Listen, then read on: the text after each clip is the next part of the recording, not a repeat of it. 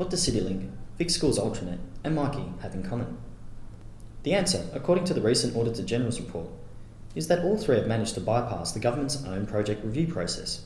This poor planning is affecting all Victorians. Rebecca Warbridge is a Year 3 primary school teacher in Melbourne. Rebecca is frustrated by the Victorian government's new computer system, known as the Ultranet.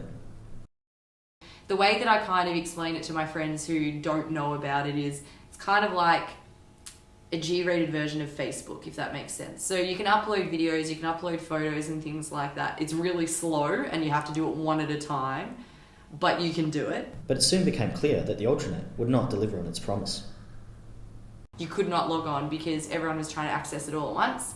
It crashed because there was teachers from all over Victoria trying to log on to this one thing at the one time and it couldn't cope. In our school, where we have probably like 30 odd staff, only probably about 4 were using it effectively in their classroom. The rest kind of just doing it because they were told that they had to because it's what the department was putting in place. We don't want the parents to become involved in it because we don't want them logging on and seeing an empty page or an empty space, because what's the point? Because it wasn't being implemented fully and it wasn't being used properly, it lost its purpose. A red, amber, green rating is used in the Gateway reports to indicate the overall assessment of the project. The colours relate to the review team's confidence that project outcomes will be delivered. In fact, according to the report, no single project has completed the full suite of Gateway reviews since its introduction in 2003. Alan March, an expert in planning, governance and urban design at Melbourne University, is concerned that political expediency is to blame for Rebecca's frustration.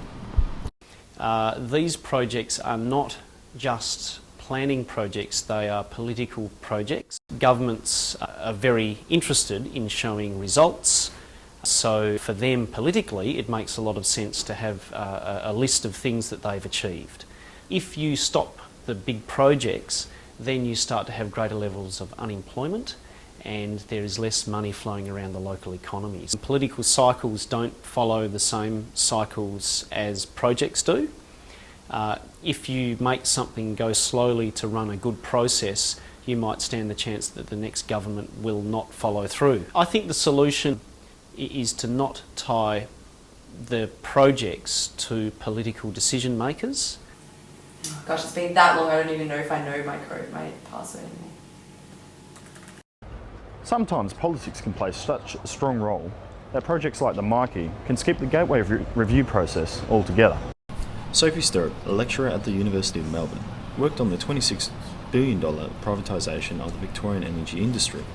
She thinks the Gateway process needs teeth if it's to have any effect success of projects.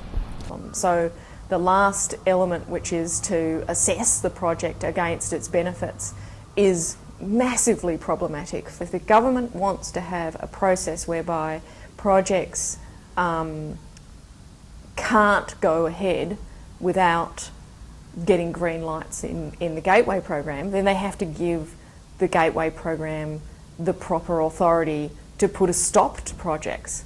I mean, you're not going to unbuild a hospital. If they had produced an effective product or an effective, technology or whatever you want to call it, then it wouldn't have had the problems that it had. So it's really interesting. You can say that they can't do things, but in the classroom all the time, I try things and they stuff up and I go, well, I'm never doing that again. You've got to make mistakes. It's a general human race. People make mistakes, you stuff up, you make decisions that are dodgy all the time, right? For the sake of the public, let's hope the Victorian government can learn from its mistakes.